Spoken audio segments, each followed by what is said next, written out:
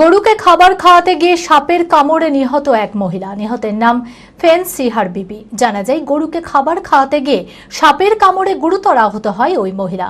পরিবারের লোকেরা তড়িঘড়ি তাকে উদ্ধার করে মুর্শিদাবাদ মেডিকেল কলেজ হাসপাতালে নিয়ে গেলে চিকিৎসক তাকে নিহত বলে ঘোষণা করে। মানসিক স্বাস্থ্যের জন্য সবার আগে যে নামটি মনে ভেসে ওঠে, সুস্থ মনের ঠিকানা মনোবীক্ষণ। যোগাযোগ নাম্বার 7477799516।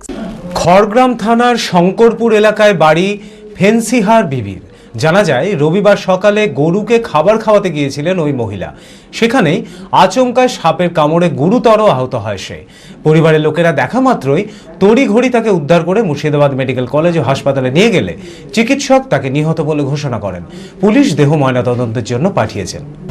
আমার বাড়িতে ছিল মেয়ে সারাদিনই। আচ্ছা, যে মকরবের টাইমে 6টার দিকে চলে যায়, গরুকে ছানি দিতে যে পাতনা তলায় সাপ ছিল, কম হয়ে যায়। কি সাপ ছিল জানা গেছে না, এখন ছেলে মেয়ে বলছিল যে হরিশ সাপ ছিল, কালো সাপ ছিল।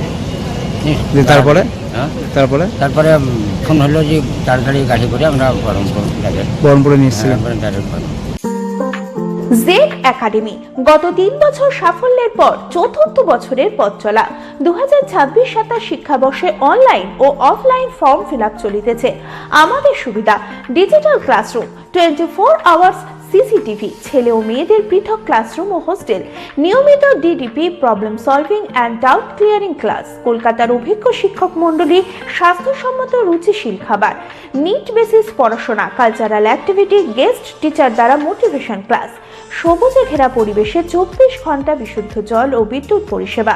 Target NEET 2027। অ্যাডমিশন টেস্ট আগামী 5 এপ্রিল 2026। 2027-এর নিট ও জেইই পরীক্ষায় সফল হতে আজই আসুন জেড একাডেমিতে।